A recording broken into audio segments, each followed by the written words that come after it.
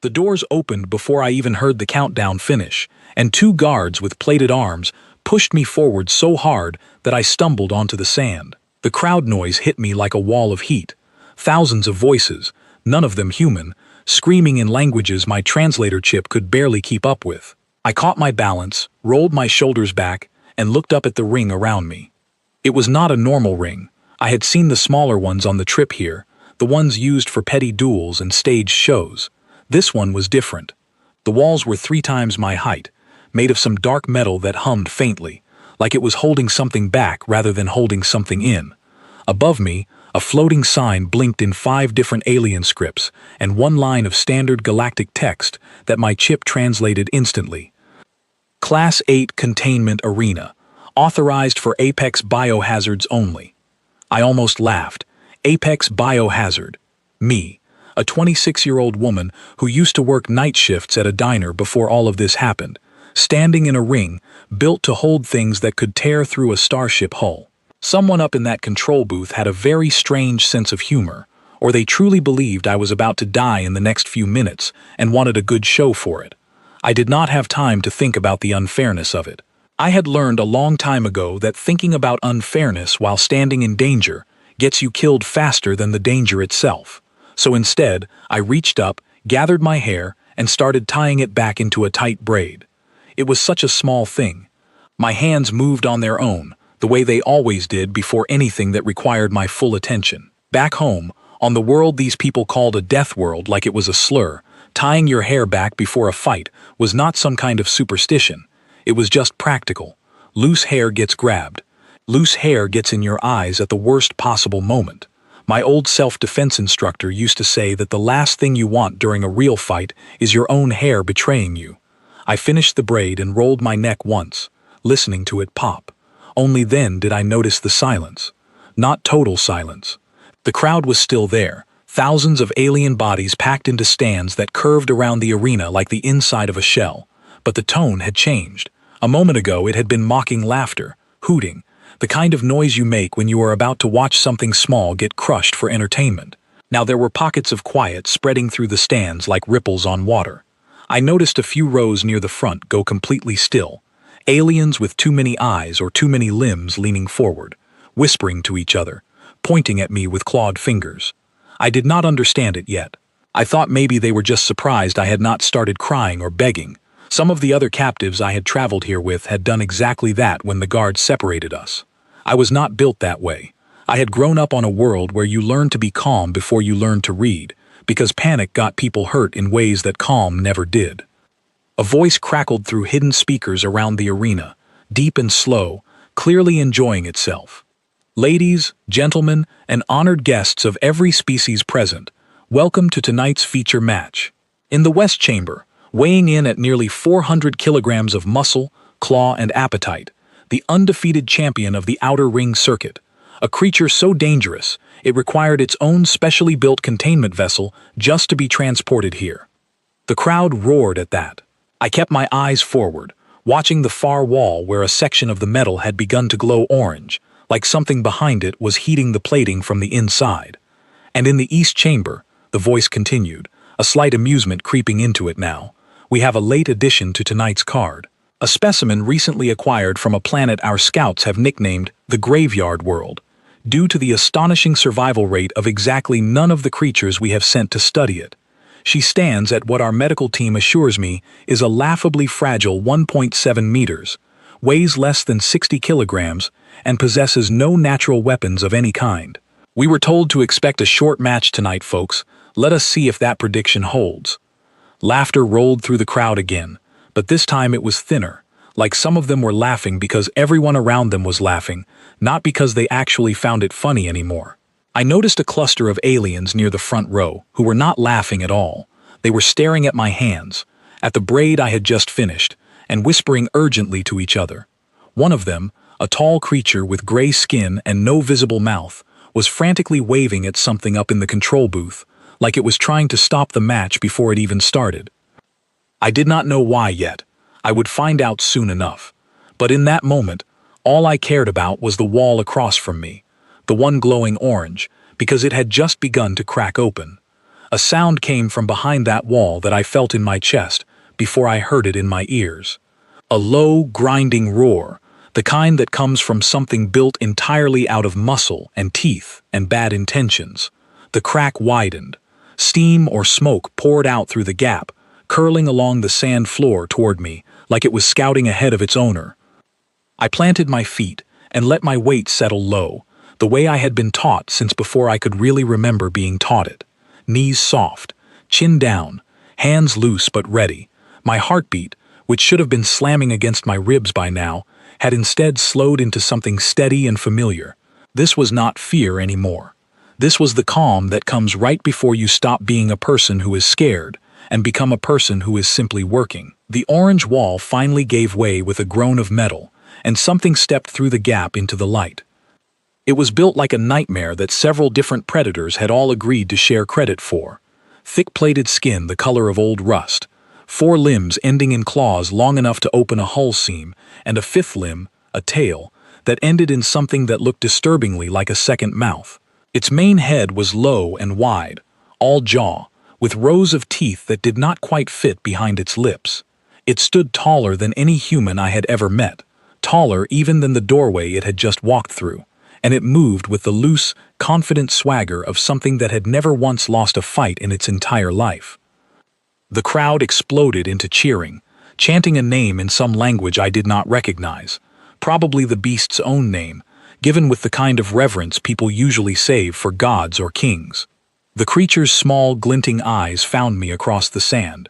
It tilted its wide head, almost curious, the way a large dog might look at a small toy before deciding whether it was worth the effort of chasing. Then its mouth split open in something that might have been a grin if grins were made of knives, and it let out a roar that shook loose sand off the arena walls. I did not roar back. I did not scream. I did not run, though every animal instinct buried deep in my bones was screaming at me to turn and claw at the metal walls looking for any way out. Instead, I reached up one more time, checked that the braid was tight, made sure not a single strand had come loose, and settled deeper into my stance. Somewhere in the crowd, that gray-skinned alien with no mouth had gone completely still, its whole body rigid, staring at my hands like it had just watched someone load a weapon. The countdown lights above the arena began to flash. 5 lights, then 4, then 3. The beast crouched low, muscles coiling under that rust-colored plating, claws digging furrows into the sand as it prepared to close the distance the instant the final light dropped. Around us, the crowd roared louder, drowning out everything except my own heartbeat and the sound of my own breath moving slow and even through my nose. I thought about the diner. I thought about the night shift, the smell of old coffee, the customers who never tipped. I thought about how far away that life felt now, like it belonged to someone else entirely. Then I stopped thinking about anything at all, because the second light dropped, and the beast's muscles tensed to spring, and somewhere far above us in a control booth I could not see, a voice that had sounded so amused a moment ago was now shouting something urgent into a comm channel, trying to stop a fight that had already gone too far to stop. The first light dropped. The beast moved. And I moved too. The beast's claw came down where my head had been a heartbeat earlier, close enough that I felt the wind of it pull at my braid. I had already moved, sliding low and to the side, the way my instructor Callum Price used to drill into me on the mats behind the community center, back when none of this seemed like anything more than a hobby to keep me busy after work. Move the head first, he always said. The body follows the head, and if the head is not there, nothing else matters. I rolled clear and came back up on my feet several meters away, breathing steady. The beast spun around faster than something its size should have been able to move, its small eyes narrowing, no longer amused. The crowd had gone quiet again, that same rippling silence from before, except now it was spreading faster. To understand how I ended up in that ring, you have to go back 3 weeks, to a cargo transfer station orbiting a moon I never learned the name of. I had been working a legitimate contract job, hauling supplies for a trading company that promised fair pay and safe routes. Both promises turned out to be lies. Pirates hit our convoy 2 jumps out from the station, and in the chaos, someone decided it would be easier to blame the human crew member for the security breach than to admit their own scanners had failed. I was arrested before I even understood what was happening, dragged in front of a tribunal that did not speak my language and did not particularly care to, and sentenced to indentured combat service as payment for damages I never caused. That was how a diner waitress from a quiet town ended up chained in the belly of a prisoner transport, listening to guards joke about which arena would take me. Most of the other captives from Earth were sold off to smaller circuits, easy matches meant to warm up crowds before the real entertainment. I got unlucky, or lucky, depending on how the next few minutes went. Someone in the booking office thought it would be a clever joke to throw the newest human straight into a Class 8 match against the reigning champion of the outer ring circuit, a creature called a Draxen, bred and trained for exactly this kind of spectacle. Back in the present, the Draxen came at me again, faster this time, its tail whipping around from the side in an attempt to catch me from an angle I would not be watching. I had seen the second mouth on that tail before the match started, and I was not about to let it get anywhere near me. I dropped and let the tail pass over my head, feeling the displaced air ruffle strands of hair that had somehow already worked loose from my braid, despite how tightly I had tied it. In the stands, an old alien with weathered gray scales and a long scar running down one side of his face grabbed the arm of the creature sitting next to him. I could not hear what he said over the crowd noise, but I could read the shape of his mouth well enough through the arena's magnified view screens that flickered overhead, broadcasting the match to every seat in the building. He said one word, over and over: Deathworlder, Deathworlder. The creature next to him laughed at first, the way most of the crowd still was, assuming the old-timer was just being dramatic. But the old one grabbed him harder, pointed down at me, specifically at my hair, tied back tight and secure despite the chaos of the fight. Something about that gesture made the younger alien's laughter die in his throat. I did not know it then, but I would learn later that there were old stories passed between smugglers and mercenaries who had actually crossed paths with humans before. Stories about a species that treated close combat not as a last resort, but as an inherited skill, something built into them over countless generations on a planet that gave nothing away for free. Every plant that might feed you might also poison you. Every predator you outran today would learn from the chase and be faster tomorrow. Humans who survived long enough to leave that world carried something with them that other species simply did not have anymore, a kind of readiness that never fully turned off. The old alien in the stands had crossed a human once, decades ago, during a border dispute nobody talked about in polite company anymore. He remembered exactly what it looked like when a human tied their hair back before things got serious. He remembered what happened next, too, and it was not something he enjoyed watching a second time. Down on the sand, I was too busy staying alive to notice any of this. The Draxen had adjusted its strategy after 2 failed strikes, backing off and circling instead, sizing me up properly now instead of assuming an easy finish. Its small eyes tracked my footwork, calculating, and for the first time since the doors opened, I saw something in its posture that looked almost like caution. Good, I thought. Caution meant it was thinking instead of just attacking, and thinking meant it had, on some level, already accepted that I was not the easy kill it had been promised. That gave me an opening, because creatures that think while circling tend to reveal their next move more clearly than creatures running purely on instinct.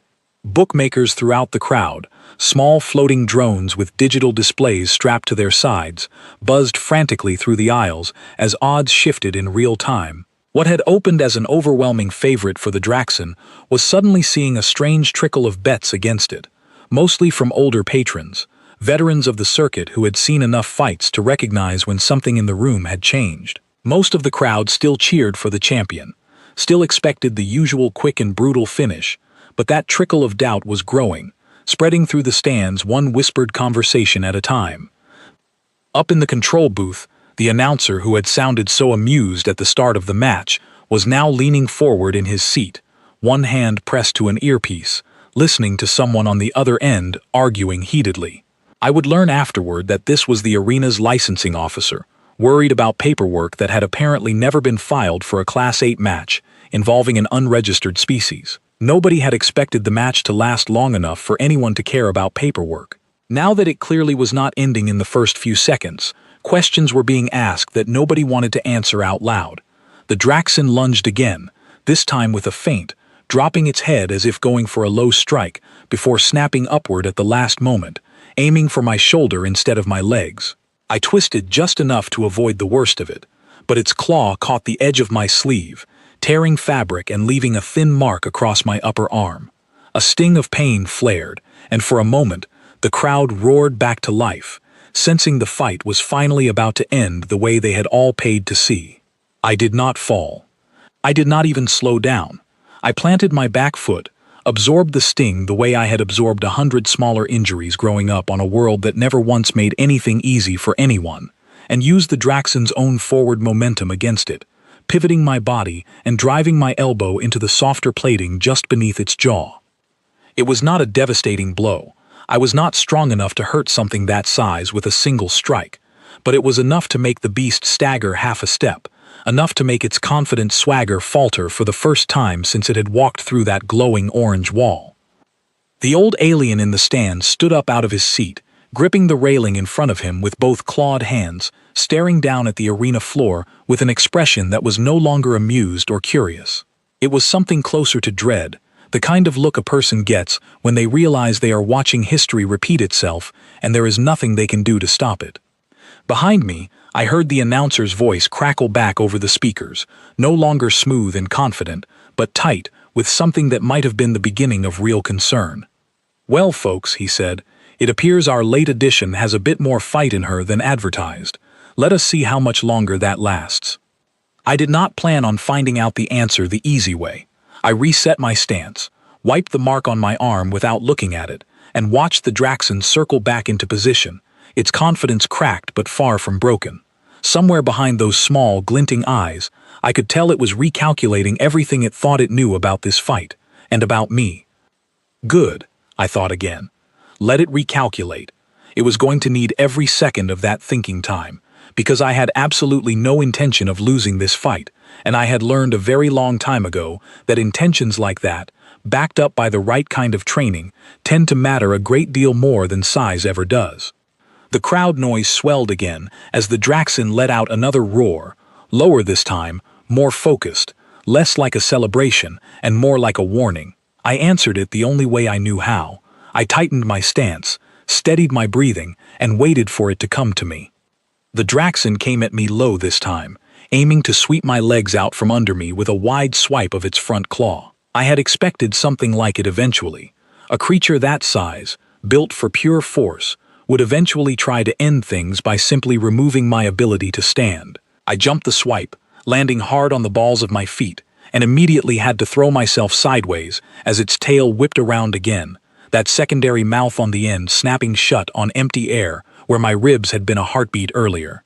The sand kicked up around us in small clouds with every heavy footfall, and I could taste dust and something metallic in the back of my throat.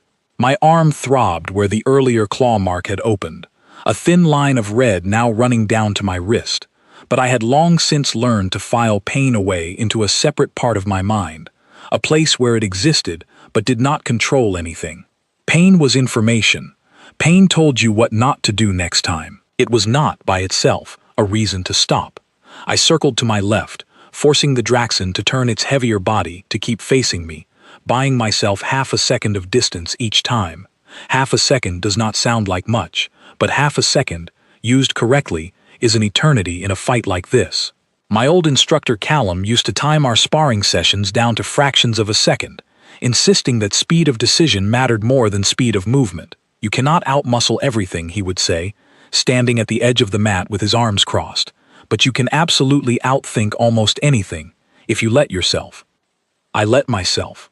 I watched the way the Draxon's shoulders dipped a fraction lower, right before it committed to a full charge, a tiny tell that its trainers had probably never bothered to correct, because none of its previous opponents had lived long enough to notice it. When those shoulders dipped again, I was already moving before the charge even began, angling myself so that its momentum would carry it past me rather than through me. It worked. The Draxon thundered past where I had been standing, claws tearing 4 deep furrows into the arena sand, and I used the opening to land 2 quick strikes against the back of its rear leg, right where the plating was thinner and more flexible to allow movement. It roared, more in frustration than pain, and spun around faster than I expected, catching me with the flat of its tail as I tried to retreat. The impact lifted me off my feet and sent me skidding several meters across the sand. The air left my lungs in a rush, and for a moment the crowd noise blurred into a dull roar that matched the ringing in my ears. I forced myself to move immediately, rolling onto my knees and then up onto my feet before the disorientation could turn into an opening for the beast to finish things. Every part of my body wanted a moment to recover. I did not give it one. Moments like that are luxuries, and luxuries get you killed. The crowd had gone almost completely silent now, thousands of alien faces watching, with an intensity that had shifted from casual entertainment into something closer to genuine investment. I caught a glimpse of the gray-skinned alien with no visible mouth, still standing near the front row, one clawed hand pressed flat against the barrier, watching me with an expression I could not read but that felt, somehow, less like excitement and more like recognition. The Draxon advanced again, more carefully this time, no longer treating me like an easy meal, but like a genuine threat that required real effort. I respected that adjustment, even as I planned to punish it for taking so long to make. I feinted left, drawing its attention and its weight in that direction, then reversed hard right, sliding under a claw strike that came a half-second too late to catch me, and drove my knee up into the softer flesh beneath its jaw where I had struck before. This time the blow landed harder, my full weight and momentum behind it instead of just my elbow. The beast's head snapped back, and for the first time since the match began, it stumbled, one of its rear legs buckling slightly before catching itself. The crowd reacted with a collective gasp that swept through the stands like wind through tall grass, thousands of voices catching in thousands of different kinds of throats all at once. I did not celebrate. Celebrating mid-fight is how people who are winning turn into people who are losing, distracted by their own success at exactly the wrong moment. I reset my footing, watching the Draxon shake its massive head to clear whatever daze it was experiencing, and I used those precious seconds to catch my own breath, filling my lungs slowly and deliberately instead of gasping the way my body wanted to. Up in the control booth, I would later learn, the licensing officer had abandoned all pretense of calm and was now shouting directly at the arena's owner, demanding to know who had authorized this match without proper paperwork, and more importantly, demanding to know what they were supposed to do if the champion actually lost. Apparently, in all the years the Class 8 ring had been operating, nobody had ever seriously prepared for that outcome. The betting drones buzzing through the aisles were struggling to keep up with a surge of last-minute wagers, the odds shifting so rapidly that several of them displayed conflicting numbers within the same few seconds. The old alien with the scarred face had made his way down through the stands, pushing past other spectators until he reached a section near the barrier where several arena staff members stood watching with growing unease. He was shouting something at them, gesturing wildly toward the sand, and though I could not make out his exact words, the urgency in his posture was unmistakable even from a distance. He was not cheering, he was warning them. The Draxon recovered from its daze and let out a roar unlike any of the others it had made so far, lower and more guttural, something that sounded less like a battle cry and more like genuine anger. It charged again, abandoning the careful circling entirely, clearly deciding that overwhelming force was still its best option, even after everything it had already learned about me in the past few minutes. Sometimes creatures do that. When their strategy fails, they fall back on what they know best, even if what they know best has already been shown not to work. I did not run from the charge. Running from something that size in open sand is a losing strategy, because eventually your legs give out before its does. Instead, I waited until the last possible instant, watching the shift of its weight, the angle of its shoulders, the slight downward tilt of its head as it prepared to catch me with its jaw if the claws missed. Then I dropped low, planted one hand against the sand, and pivoted my entire body around its leading leg, using its own forward momentum to swing myself onto its back in one fluid motion that felt, even to me, like something out of a dream I had never actually practiced, but somehow already knew. The crowd erupted. Not in the mocking laughter from before, but in something closer to disbelief. a wave of sound that crashed through the stands as thousands of spectators watched a creature less than a fifth the size of the reigning champion cling to its back while it thrashed and roared, trying desperately to throw me off. I held on, gripping the ridges of its plating with both hands, my legs locked around the base of its neck, where the armor was thinner and more flexible to allow the head its full range of motion. The Draxon spun in tight, violent circles, slamming its body against the arena walls in an attempt to crush me between its own bulk and the metal, but I had already anticipated that and shifted my weight each time just enough to avoid the worst of the impact, absorbing glancing blows rather than direct ones. My arms burned with effort. My legs ached from the strain of holding on against a creature actively trying to dislodge me through sheer violence. Sweat and a thin line of blood mixed together and ran down the side of my face, and somewhere in the chaos, the last remaining strands of hair that had worked loose from my braid whipped wildly around my head, stinging my eyes with every sharp turn the beast made. I thought about tightening that braid one more time. There was no chance for that now. Instead, I focused everything I had left on the plan forming in my mind. One final adjustment that would either end this fight in my favor or end it very badly for me, with no real middle ground remaining. The Draxon, exhausted and enraged in equal measure, finally slowed its violent spinning just enough, its massive head dropping low as it gathered itself for one more desperate attempt to throw me clear.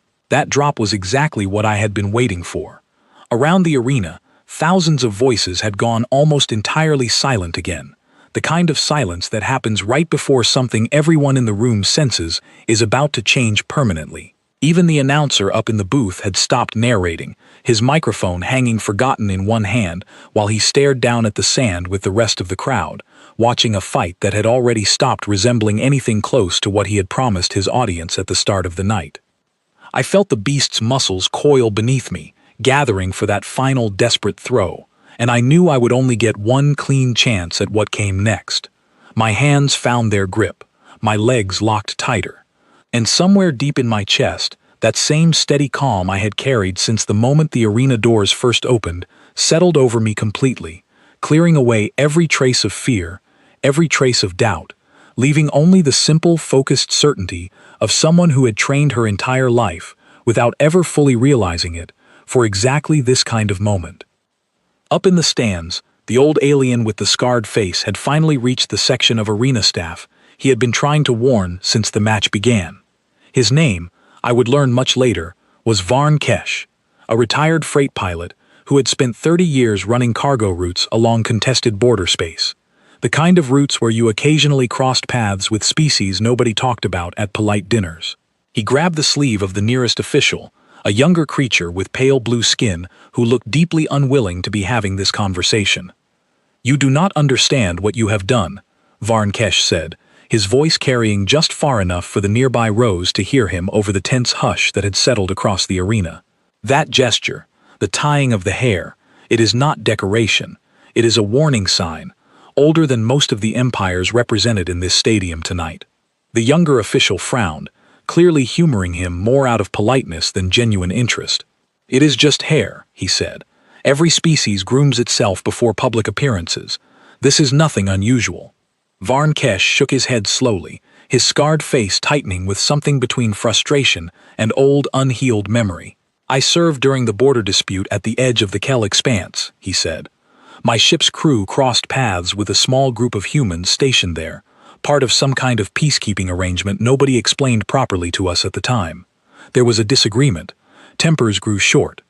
And I watched, from a safe distance, as a single human woman, smaller than the one standing in that ring right now, calmly tied her hair back exactly the way that girl did at the start of this match, before 3 armed mercenaries decided they wanted to test whether the rumors about her world were exaggerated.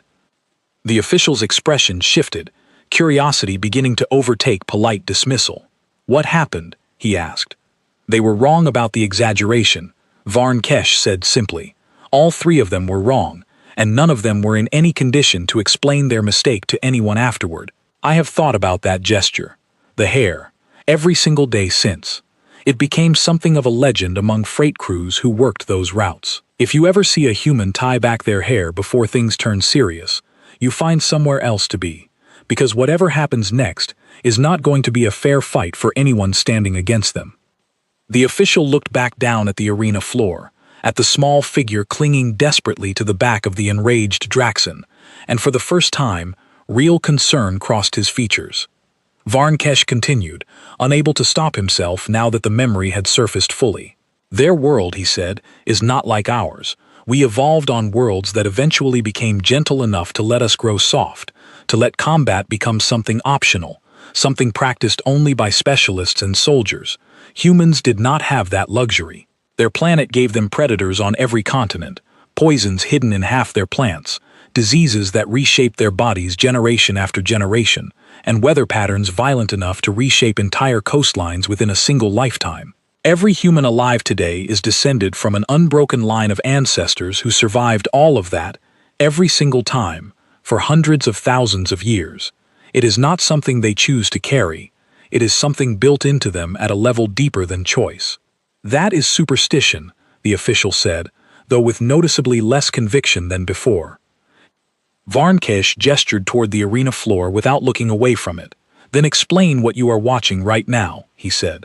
Down on the sand, the Draxon made its final desperate lunge, twisting its massive body in an attempt to slam me against the arena wall hard enough to break my grip entirely. I felt the impact coming a fraction of a second before it landed, and I used that fraction of a second to shift my weight exactly the way I had planned, releasing my grip at precisely the right moment instead of a moment too late or too early. I dropped clear just as the beast's shoulder collided with the wall, the impact meant for me instead shuddering through its own frame with a force that visibly staggered it. I landed hard on the sand, rolled twice to absorb the shock, and came back up onto my feet with my chest heaving and my whole body screaming with exhaustion, but still standing, still moving, still very much in this fight. The Draxon turned toward me, dazed from the collision with the wall, its movements noticeably slower than they had been even a minute earlier. Exhaustion was setting into it now too, the accumulated toll of a fight that should have ended in seconds, according to everyone's expectations, but had instead stretched on far longer than its trainers had ever prepared it for. Creatures bred purely for overwhelming force rarely develop the endurance needed for a prolonged fight, because they are never expected to need it. I, on the other hand, had grown up running long distances on cracked pavement in summer heat that regularly climbed past 40 degrees, hauling boxes at the diner for shifts that stretched 12 hours or longer, and sparring 3 nights a week with an instructor who believed exhaustion was simply another opponent you learned to work through rather than surrender to. My body hurt in more places than I could easily count, but it had not stopped working, and more importantly, it had not stopped listening to what I told it to do. I closed the distance between us before the Draxon could fully recover its bearings, moving low and fast, and drove a final series of strikes into the same softer plating beneath its jaw that I had targeted twice already. The beast staggered again, its legs trembling now under its own weight, and let out a sound that had shifted entirely away from anger into something that, if I had to name it, sounded uncomfortably close to fear. The crowd had stopped roaring entirely. Thousands of alien spectators sat or stood in near total silence, watching something none of them had ever expected to witness, a fight that had somehow reversed itself completely from where it started. The announcer up in the booth had finally found his voice again, though it came out far shakier than the confident introduction he had given at the beginning of the night. "Folks," he said slowly, into a microphone that suddenly felt far too loud for the silence surrounding it, "I think we may be witnessing something historic here tonight." Varnkesh, still standing near the barrier with the young official beside him, allowed himself a grim, humorless smile. "History," he said quietly, almost to himself. "Yes, that is exactly the right word for it." Down on the sand, the Draxon made one last attempt to reassert its dominance, gathering whatever reserves of strength it had left for a final, desperate charge. I saw it coming from the shift in its weight, the same tell I had already learned to read minutes earlier, and I understood, with complete clarity, that this was going to be the last exchange of the fight, one way or another. I did not step back. I did not hesitate. I planted my feet in the sand, steadied my breathing one final time, and waited for the champion of the outer ring circuit to close the distance between us, carrying with it every ounce of strength it had left, against a girl who had tied back her hair before the match even began, and had not, for one single moment since, given the crowd any reason to doubt what that simple gesture had truly meant. The Draxon's final charge came slower than any of the ones before it, its exhausted legs no longer carrying the same explosive power they had at the start of the match, but it still carried enough weight and momentum to end things badly for me if I misjudged even a single detail. I watched the drop of its shoulders, the slight favoring of its rear leg where I had already struck twice, and the way its head lowered just a fraction too early, telegraphing exactly where it intended to aim.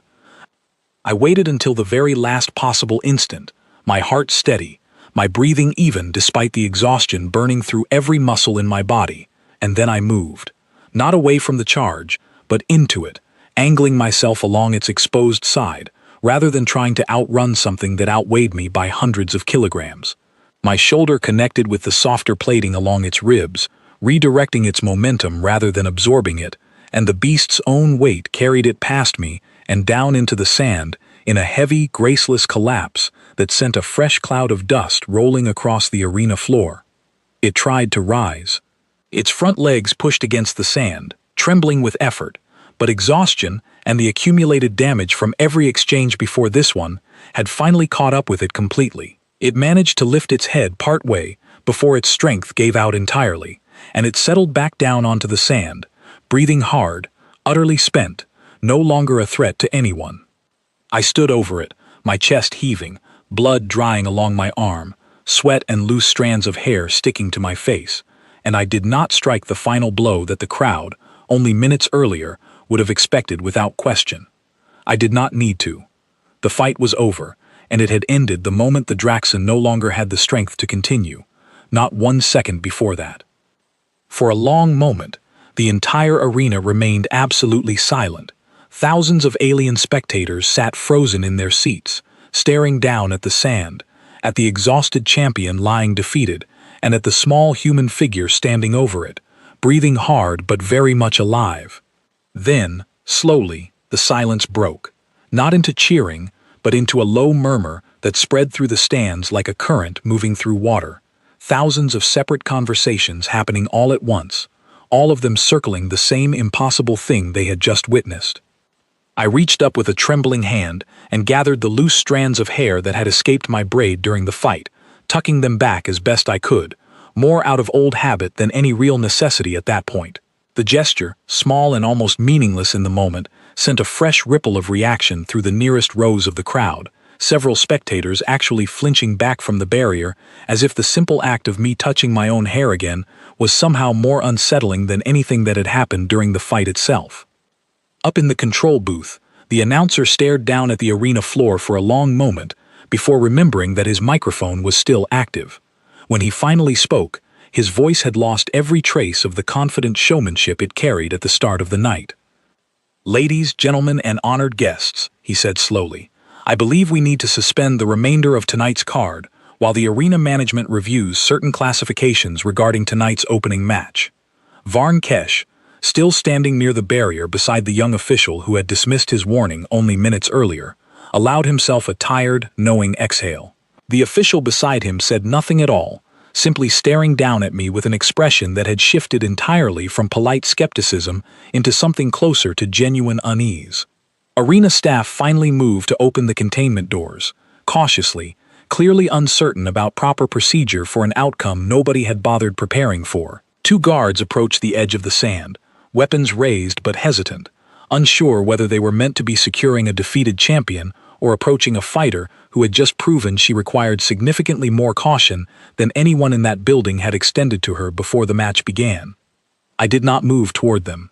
I stood where I was, breathing slowly, letting my heartbeat gradually return to something closer to normal, watching the guards approach with the same steady calm I had carried since the moment I first stepped onto that sand. If they wanted to escort me out, they could come get me. I was not in any particular hurry. The Draxon, still breathing but far too exhausted to pose any further threat, remained motionless a short distance away, its trainers finally rushing out from a side entrance to check on their prize champion, their expressions a mixture of confusion, disbelief, and something that looked uncomfortably close to fear whenever their eyes drifted toward me. News of what happened that night spread through the outer ring circuits faster than any official report could contain it. Within days, betting houses across a dozen different systems had quietly adjusted their odds for any match involving a human contestant, regardless of that contestant's size, weight, or apparent physical condition. Within weeks, the term Deathworlder, once used mostly as a dismissive slur by species who considered themselves more civilized, began circulating with an entirely different tone, spoken more often now in warning than in mockery. As for me, I was not released from my indentured combat contract that night, not immediately, but something fundamental had changed in how the arena's management approached my future matches. No longer was I scheduled as a joke, a warm-up act, or a punishment thrown carelessly into a Class 8 ring built for creatures that were supposed to end things in seconds. Every match after that first one was arranged with careful deliberation, cautious negotiation, and a level of respect that felt strange to receive from people who had been perfectly willing to feed me to a monster only days earlier.